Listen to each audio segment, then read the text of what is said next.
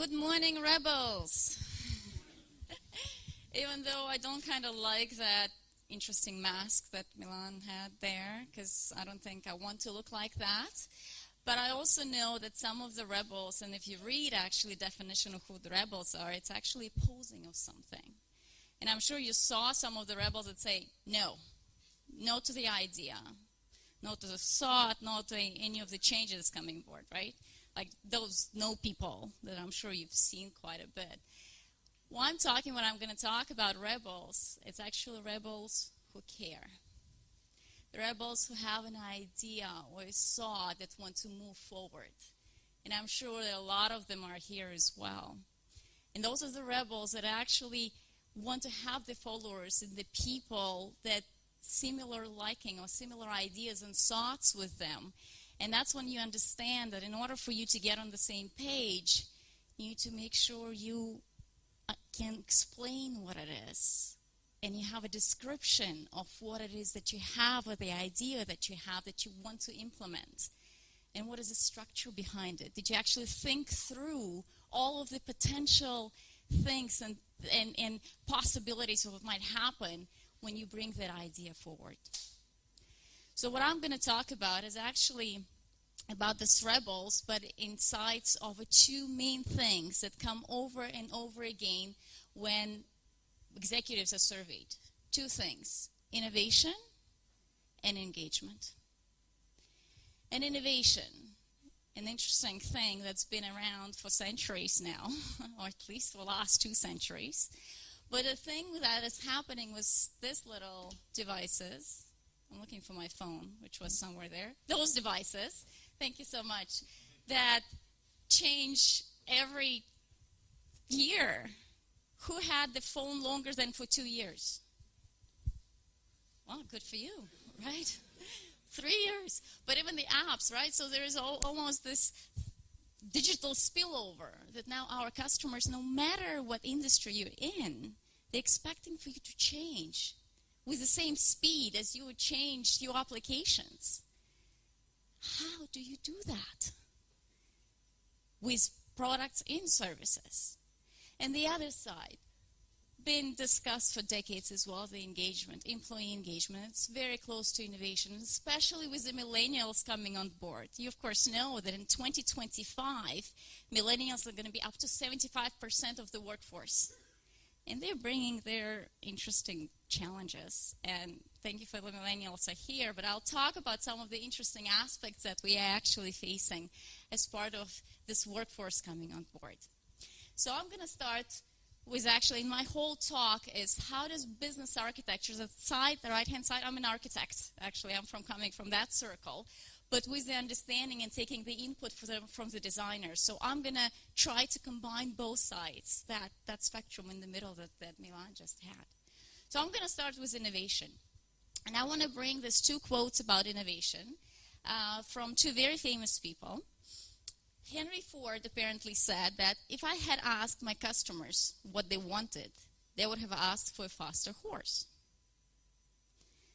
And another quote from Steve Jobs, of course: you can't just ask customers what they want and then try to give that to them. By the time you get it built, they'll want something new.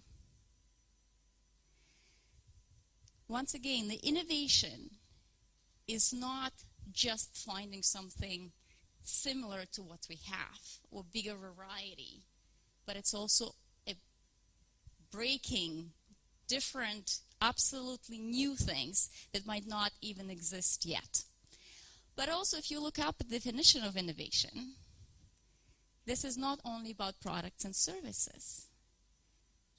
Innovation is about creating something new, renewed, and useful, products and services, and the way we organize things. And it can be breakthrough or just renewed. So let me show you a little bit of a history of what happened with innovation over 20th century and 21st century. And I'm going to use this graph. On one side, there's a resource and capabilities. On the other, products and services. And there are 2 states, stable and dynamic on both sides. When the organization just starts, or there's a, day one, or just the beginning of organization, you are in this invention state. It's a dynamic state on both sides. Just you're new to the market, new to the region, better than your competitor. You're just trying to figure a lot of things out. You know that state when it's just a lot of things in a flex? After some time, you move into business as usual. A lot of people will say it doesn't exist, which is actually very true. There's so many components in bombarding your business from all of the perspectives, you have to change. But let's imagine there's this business as usual, just operational day-to-day things that we actually do, right? Good so far? Yes? Coffee coming, don't worry, it's on the way. So what was happening in 20th century, this happy place of continuous improvement, where what it is, it's really because of having a product long in market, you had this luxury of improving what you were doing, because you had multiple times that you could actually think through of every single step of the way how things are done. So that's where you saw things like Lean Six Sigma becoming more and more popular, because you were really, again, as I said, because of long time in market, you could figure things out. But Lean Six Sigma never asked you if your product is correct for the market. Are you in a good place? Is this where you want to stay? So what is happening in 21st century where companies want to be in is this place, continuous innovation. It is with the dynamic products and services that you can really stay very creative in being needed over and over by the customers and consumers. Lots of pictures are taken. Let me pose that for you. So in this state, which might be very counterintuitive because it shows stable on that side. Why is it stable on that side, even though dynamic products and services? It's because you want it to be normal. You want to be a norm within an organization to be able to change so much and so often and fast. And that's what's exciting. But that means a lot of work for us, for architects and for designers, because you want to ensure the components that you have are reusable. Once again, it's like a Lego parts, like pieces. You have already things in place. You just need to change some components, some inputs and outputs, adjust some business rules. But you're reusing what you have, not recreating, reusing it. Because only that way you can really deliver that new product to the market as fast as you can. And I'll give you some amazing examples from a lot of organizations that actually are doing that. And they're ahead than a lot of other organizations. So, let me take you in, before I explain how business architecture actually supporting that continuous innovation, I want to tell you what business architecture actually is. So, in the business architecture, it is art and science of a design. In November, and I'm going to give you a sneak peek, in November this year, there's going to be a huge work going to go public. It's called Business Agility Manifesto, not to confuse with Business Agility Agility for IT. It is for the business. It was done by 3 gurus or fathers of multiple domains. Roger Burlton, who is actually pioneer of business process management and my business partner. Ronald Ross, who is the king of business rules, and the father of enterprise architecture, John Zachman. So they defined business architecture as a structured description of the concepts and facts relevant to designing, planning, analyzing, operating, changing, and managing the business. It's a lot. But here's the components of what business architecture actually covers. And it is a set of artifacts or documents or repositories that consist or have the following information. So business information, rules, processes, strategy, performance, capabilities, resources, and culture. A lot of components, and of course it looks nice. I mean, probably in paint would look nicer, but I get it. There's so much complexity behind these words. I've been working on the architectures for some largest Canadian organizations. It's complex. It's hundreds of hours just defining what this term means. And then what is the taxonomy? And how do you break it down? How far do you go? What are the components of each information, and what is the format of every single step? I get it. It stands behind it. It's a lot of work, but it's needed work. And depending how you present it to the rest of the business, of course, it might be looked as a bureaucracy at some point, but we'll talk about it in a second as well. And of course, all of this in the context of two things. It's stakeholders' needs and expectations, and all of the external drivers. We all exist because of all of the other factors that are coming. The needs and expectations from the clients, why we need it, why we exist, but at the same time, regulators and politics and staffing and all that, those things that are bombarding our business every single day. So how does business architecture actually come up, or what is the approach? And this approach we've been using for many, many years, and it's very much in alignment with Milan's framework as well. And this is not time-wise, but it's just the logic, so take it from that perspective. It all starts with strategic context. It's, of course, understanding what's the business ecosystem, what are the strategic requirements, the strategic intent, and the framing. All those components that, of course, are interrelated and interconnected. As architects, we do not put this together, but we translate it for our work, for the design work. So I know some of you here, and we had nice conversations yesterday about it, that actually gathering that information, because still a lot of organizations, when you ask them, so what do you actually do? How different are you? Who's your client? How are they different from your competitors? And so on and so forth. All of those questions, when they asked, we just take that information and translate, what does it mean for me now when I build our business? How are we actually going to make it happen? And this is our business design. So the previous slide that I showed you, all of the information is here, all interconnected and interchanged. Because once something changes in here, it will absolutely change the other domains. So capabilities, performances, processes, and information, all of them are interconnected, but built very well to support organizations. This would inform what's happening in the business change. So once you know how your future or current business actually works, it would identify what is your resource requirement is. And of course, it will drive your prioritization and the roadmap on how you're going to change the business overall. And then through the transformation, you're going to apply it all to the operations. Let me just step up right into the business operations. So that's where you actually manage, and end-to-end management is in place. Business sustainability, business results, and improvement. All of that is in order to get to here. All of the components are still there, but one of the things that we forget as the architects as well as the designers, we need to stay all through the change to make sure that this is as good as what you designed it for.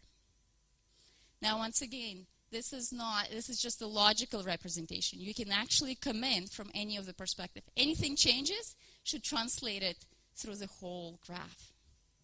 So, question for you before I get to the next slide. What is more important, an idea or an execution? More interesting.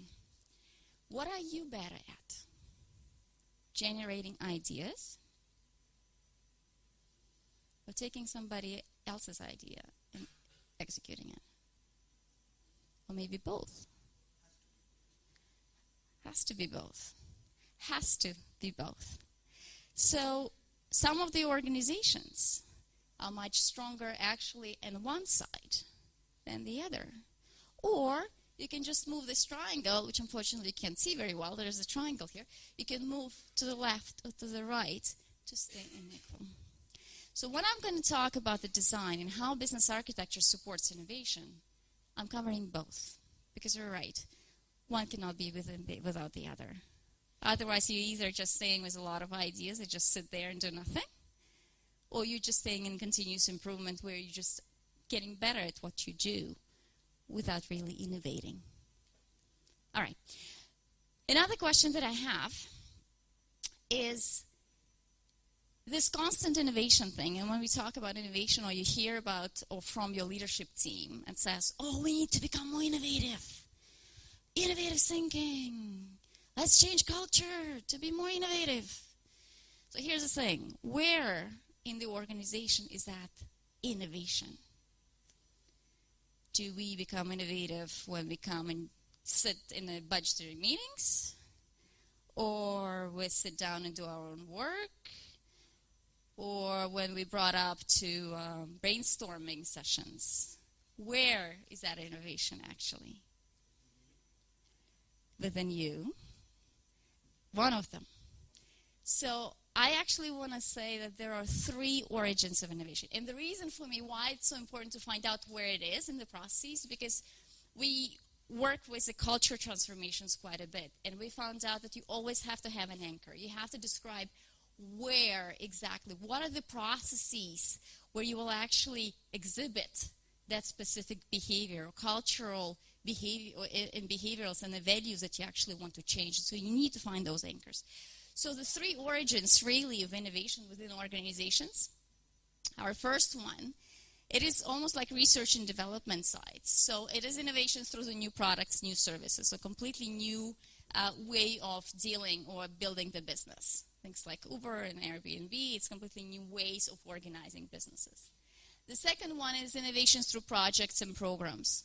Those are the guys that are actually trying to achieve a certain performance or new performance metric, and innovation through those. And I'm going to take you through each of them in a second. And the third is autonomous innovation. It is within my role. It's an innovation of my own role of what I do. So let me start with the first one. So innovations through the new products and the services. So once again, this is a dedicated resources that you have in the organization to come up with new products or new services. Here's an example. Virgin companies. They have specific people that are looking out and looking for new ideas or for the new upcoming desires, not even needs yet, desires, and try to either build that company, a new one, or finance it, or actually acquire something like that. Another organization, very large Canadian and American retailer, who send their buyers out to the other continents, other countries, to take a look how other stores are performing. It's not even competitors, right? It's just other organizations, other stores. What do they do? How does the registers work? How does their planograms are set up? The colors of the stores, the music, the smell, all of those things. You're just trying to gather those ideas, right? And innovative sites. Now, the third one, I've been working with a very large product manufacturing facility in I'm Canadian, in Toronto. So imagine this huge building, beautiful glass building. On the first floor, almost the half of the first floor, was very nice big room full of state-of-the-art cooking equipment. And there were herbs growing right there. And this lab was open 24 hours a day. Because you never know when that idea of how to bake that perfect lasagna is going to come up. You might wake up in the morning and just say, oh, I know, I missed that secret ingredient. So you can actually go to that lab and try it out. So how do we support within the business architecture? Well, number one thing is to ensure that you have the right processes. And if you don't have those dedicated resources, so processes that say, gather insights, develop new product, it's probably number one risk factors that you have. Check the business architecture, business process architecture, to make sure the processes are there and you understand what is all of the work that is actually impacted or is involved in it.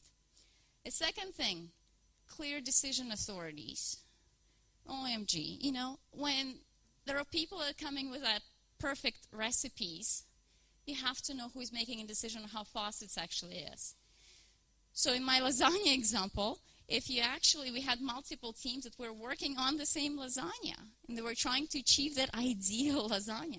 But there was only one person, Maria, who had the right skill, authority, and the taste buds to actually identify which lasagna is going to get to the shelf. The next aspect of it is ensuring the testing is there and experimentation. Silicon Valley is really, really good at that. It's really to get your product and make sure you get the client's responses and the feedback as fast as possible so you can actually go back to the next better testing and actually get it to the market again and test it out and experiment with it. And the next one, enabling the successful transition. The moment you have that authorization, say, yes, this is a new product, do you have the processes that actually now can change your inputs, adjust all of your processes, and get it to the market? Do you know who's sourcing? Who's checking the third providers? All of those processes in place. I'll give you another example. I had just recently, and it's one of our clients, it's Mars Corporation. It's a $35 billion organization. I'm sure you've tested their products, things like Mars and sneakers and M&Ms. Uncle Ben's is there actually, is also product, or Pedigree. So my son had a big celebration actually months ago, and we ordered a little M&Ms with my son's initials on it, in the colors that we wanted, in the quantity that we wanted, and to my home address. Maybe it's not a big innovation for some of the smaller organizations, but for the confectionery giant like a Mars, this is huge. In 4 days, I got the quantity, the colors, to my address of shipping. How is that possible? I'll toss it to you so you can take a look at it. It's really, really cool. So, and knowing their process architecture, I'll just pass it around, take a look. Don't want it back? No, I had enough, honestly. I had enough of those.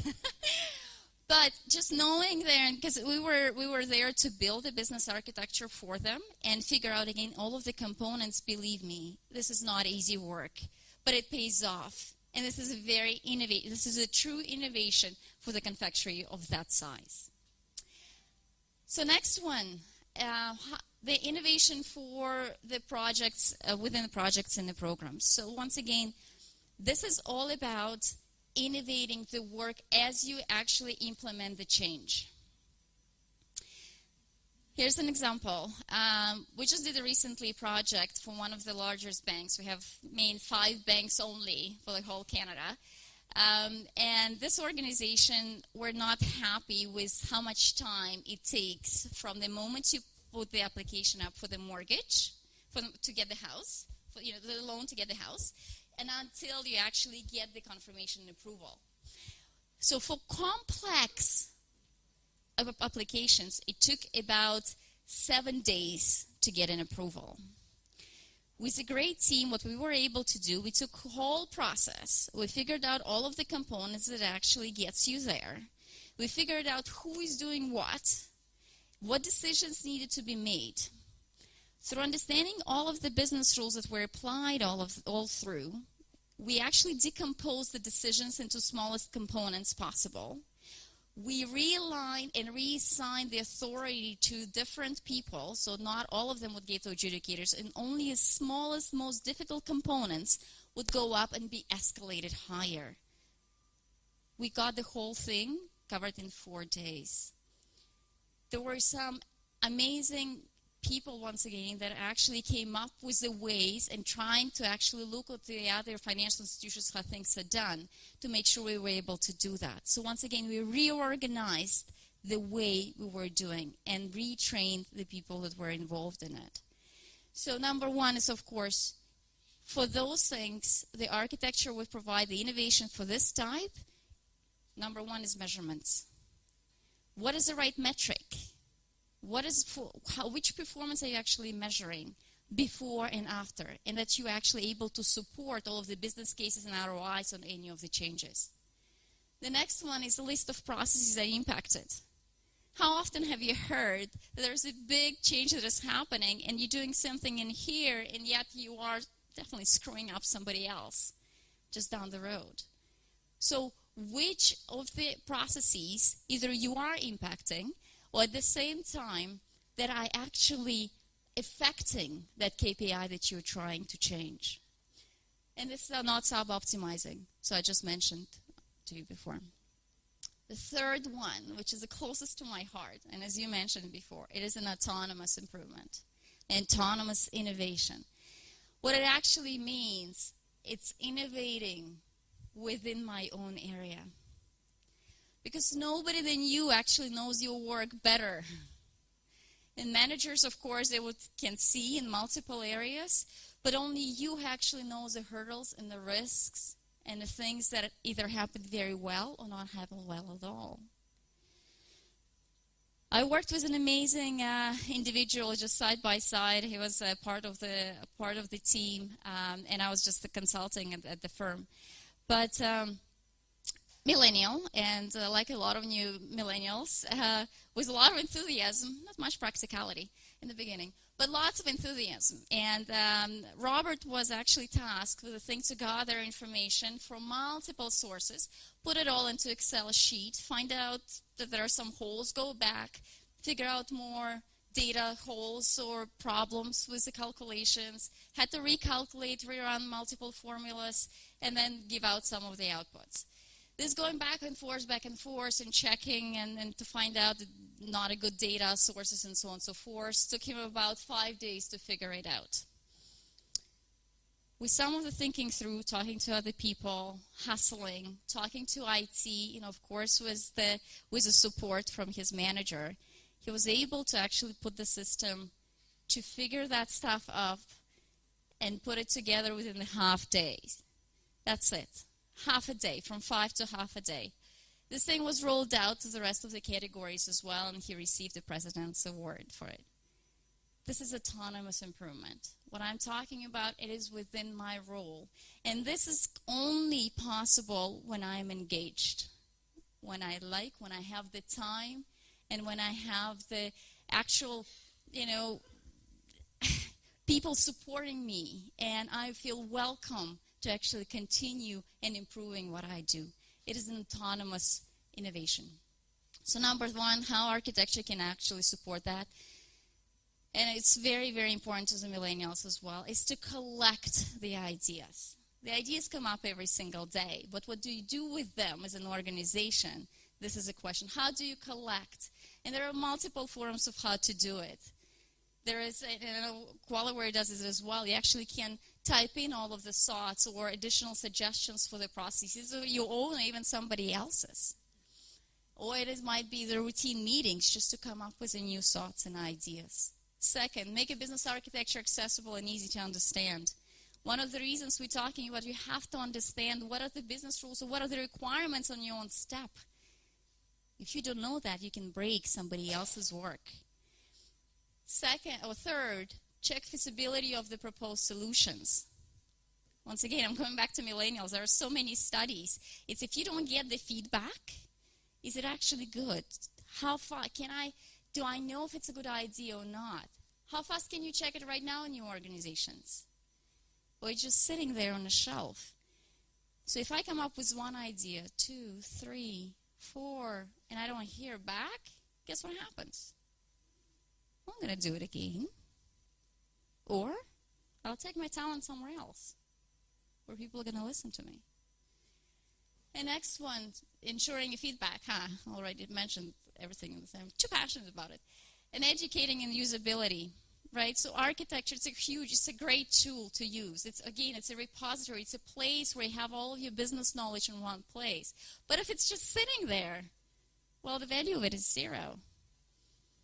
But it's also, I know that it can be very complex. For the people that don't know what it is, it would scare quite a bit. So just ensure that the way you use it and introduce to it, it's quite easy to understand. Or just to the pieces that is always just needed at that point of time. So as I said, this is extremely close and this is necessary.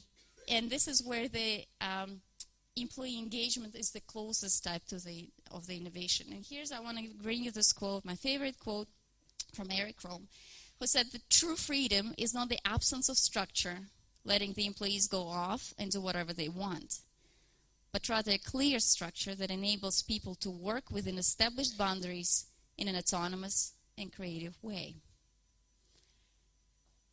I'm sure you've been a part of teams or family members where you're trying to do something, and the best way you can describe it is dysfunctional. disorganized. I don't know about yourself, but my family is full of type A personalities, and try to organize simple something like a vacation for all together. It's a nightmare. Honestly, it's a nightmare. So what is interesting is that the moment you actually understand those boundaries I was talking about, what you can and cannot do, what you're supposed to do, what the expectation is, it's so much easier. You get this freedom, you get this wind below you, behind your wings to actually do and create and go further. But I get it, there are so many other factors that actually compile this overall dissatisfaction. Number one is unclear roles and responsibilities. I cannot tell you, but it's like 9 out of 10 when we come and work with clients. One of the causes, the primary causes of a lot of, within the root cause analysis, is unclear roles and responsibilities. But what is interesting, it's not that difficult to actually define what the role and responsibility is, but it is to stick to them. And as you go, and also part of the architectures, we completely, if you remember this on a cultural side, one of the things that we say, you have to identify and teach how to actually stick to your own roles and responsibilities. Because very often, when companies downsize, and there's a hole, and you need to actually staff this position until it's staffed, other people take the stuff onto them because they care. Somebody still needs to do this job, right? But then it does not go back. It does not go to the new person. Either it's brand new, or the knowledge and skill is not there, qualification is not there. And those talented people that we really care about, they get more and more and more. And guess what happens with the time that they had for that being innovative? Less and less and less, and you get tired and just very demotivated to do anything. You just don't have the capacity anymore. So roles and unclear expectations. Unfair expectations. Very big deal as well. Is it fair what we're asking from this individual to actually do or not? Unnecessary conflict and competition. What I'm talking about here is not the healthy competition. Again, going back to the lasagna thing, so you have 2 teams, so you're coming up, you're trying to get to the same product, the best product ever, within the same regulations and requirements, of course, and so on and so forth. What I'm talking about, and it's been in multiple places that we noticed that in a business architecture can identify what the problem is. It's when you have multiple teams going for conflicting KPIs. One is trying to get the cost cutting, another one is a better service level. And what actually becomes here, you're actually driving turf wars in very unpleasant environment to work with. Another, sorry, but stupid example. We worked in the organization in Montreal. Imagine a 4-story building. And this organization was actually striving and wanted to become much more innovative. So they hired an amazing and very talented IT manager from Silicon Valley who said, I'm going to change the world. I live on the 3rd floor. That's where all IT is. He repainted the walls. He brought amazing coffee machines, those cappuccino, frappuccino, I don't know what it is, and put the stuff, the milks and different creams into the fridges. And then on the 2nd floor, where we had finance and HR people, who needed also to become very innovative, but they had just old coffee machine and just one type of coffee. And they looked at the IT and said, we don't like those guys. Well, they would come and steal their coffee, but then IT would say, who are you here, right? Like, it's for us, we're kings. So, not knowingly, it was just also right away creating this absolutely unnecessary tension. All right? So that's about that. Undefined decision authorities. Going back to that example for Maria. If you know who's making a decision, it's much faster for you and much more pleasant to walk. Otherwise, you're piling with the ideas or thoughts or process improvement, like actual results of projects, and they're just sitting on a shelf waiting for somebody else's decision. And another one is unbalanced workload. As I was talking about, again, that individual who would take more responsibilities happens quite often. And we end up with those situations where, as I said, you're tired and you don't know what it is. So one of the things we're encouraging and we're doing more and more right now, we're pushing workload analysis. And it's definitely not, or it might be an HR responsibility. I don't care whose responsibility it is, as long as it's done. When you're actually designing a new way of how the business is going to work, make sure it's doable within those 7.5 hours that you actually have. Otherwise, you're just, again, ending up with more work on the same talented people, right? I hope I explained in the previous one how architecture can support in every single of these components. Just bring the clarity and remove this absolutely unnecessary tension. There are other components, as I said, that HR would help you, or HR partners would help dealing with it. But here's I have two more slides. This is a very important slide just to understand how it all comes together. All work is done in process, right? You take the input with some effort, you're doing certain things to it, and you produce outputs. We do that because we know we get the instructions or procedures or training, or somebody told us what to do. That's what I call by structure, that design. And I put it together with people, or me, my values, what I know about it, my skills to do it. But there's even more importantly, group culture, understanding group behaviors. What I mean by that, again, am I supposed to do it fast, slow? Do I gossip while I do it? Am I accurate? What is actually valued in this organization? And it always will differ. So from that, what you're actually supposed to get, you will get some differences. And you will be able to observe it and see it, either through scoreboards or some exception reporting, or by observing. And those deviations need to be analyzed. And it's either by yourself, because you are the best person who's interested to make sure that the output you're actually getting was what you were supposed to do, because hopefully you're going to be measured on exactly that. And there are two things that happen. Here's a very important point. Number one, you go back to that drawing board and see if what you were trying to achieve is actually you achieving or not, and changing the design. Maybe business rule is not working somewhere. We need to adjust some of the decision authorities, or the timing is all screwed up, or that's not what you were actually planned to do, or some of the data in the designing board was actually missing. But the other side is getting overlooked more and more, cultural issues. It's, are we actually showing those behaviors that we were planned to do, or desired behaviors that we actually were thought will be? And that's where the coaching and training needs to go back. Both sides, always. Always both sides. So I want to leave you with this closing thought, which is really the difference between successful rebellions who were able to take their innovative ideas and between the ones that are not successful is organization. And I'm sure in your work, or you've heard that defining a business architecture or designs is a bureaucracy. It's anti-innovation. When you need to innovate, forget the process. We just need to move fast. What did I do? Well, this is nonsense, because every idea, every change needs a structure behind it. That's the only way it will flourish and actually will go forward. So good luck with whatever you're doing. I have time, hopefully, to take questions. 5 minutes. All right. Or if not, then I'm going to stay here for today and tomorrow. I can certainly answer questions. Yes?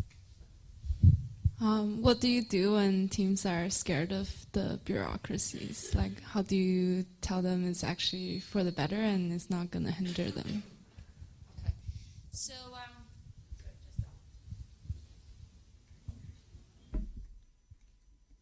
I had, and I'll give you a story in the beginning. So when I was just in the beginning of my career and I joined organization, And I was very lucky to get a CIO as a mentor. It's a very large Canadian organization with $25 billion in sales. So I was very happy he was my mentor. And fresh out of school with the knowledge of how to do the architecture and how to build processes and how to do that, I came into his office and he's like, okay, so tell me what you're planning to do, what are you working on? And I'm starting to show this beautiful, process models, and here's how it all connects and the information. And he looked at me and was like, yep, yeah. He looked at me and said, don't ever show it to business people. I'm like, yeah, but this is so beautiful. No. So you become as a referee. So you keep this in your back pocket, and you bring that knowledge when you need it. And when you want to actually come up with, get on the same page, you might show it. But again, there are a lot of applications, and even Qualler, it can show certain aspects of what you need, but not everything at the same time. Because that's exactly what it becomes, right? If you start the meeting, so you're saying, well, let me show you what you're doing, and you're showing this beautiful graph, it's beautiful to you. It's a different language for other people. And that's what we'll say, well, wait a second. Why do we need to define all this? This is a bureaucracy. This is doing something that you absolutely is not required. So what I learned in my career, and what we advise the clients always, only bring just that piece of information that is needed, but your strengths is in your knowledge. Because nobody, I promise you, nobody in the organization knows as much as you do. Because you collected the knowledge from a lot of different places, and probably you don't memorize it yourself either, but you have this tool behind you, that repository, that has the answers for you, and you can just prompt and ask the right questions, just knowing what you know. Okay? All right. Any more questions? Yes. How do you address both speed and quality? That's a question? Okay. So my best answer is you don't. So it can be competing or not, depending on the priorities, I would say. But it's absolutely, you have to decide what it is. I'll give you an example. I worked in oil sands. So in Canada, one of the provinces called Alberta. In Alberta, we have it's an oil province. And everything that you do in that heavy industry is safety. Number one priority, or you could say quality of what you do. You do not, the rule number one for all of our designs, never, ever compromise safety. Safety was always number one priority. So speed, we had to figure out how to do that, but we never could compromise that. Procedures had to be written to the T. Cultural aspects, we had to train every single individual on the safety first. So again, don't go and run to fix that leak. You call somebody first. So all of those things, and then you had to figure out the speed through the design. In the retail industry, very different culture, very different spectrum. You have to actually apply both, of course, because you have to figure out. But it's up to you as a designer to make sure as well that it's very clear on the person who is standing on dock, so the one that actually shipping, right? So it's either you sending a full truck, because it's a cost cutting and make sure it gets as cheap as possible. But on the other side, KPIs is speed. You want to fast so it means not the full trucks. So the person should not decide by themselves, whoever is doing that. It's the designer's responsibility to design it. And for you to figure out what your sponsors actually would provide. What is the business rule? What is the right business rule? But it's never an easy answer. At the same time, if you do not address that, let me step back. Depending how your organization is also incented, and quite often it is very much in silos, and it's either speed on one vertical and the quality on the other. So what usually works the best when you have team KPIs, which would be cross-functional KPIs. I still would have my quality because this is how I measure it this way, but also almost like a matrix to my team or project. So it would be both quality and speed. So not an easy answer, but it's to figure out with the management, and they have to answer it for you. So you adjust your business rules accordingly. Okay. All right. Coffee break. I'm here if you need any, if you have any more questions.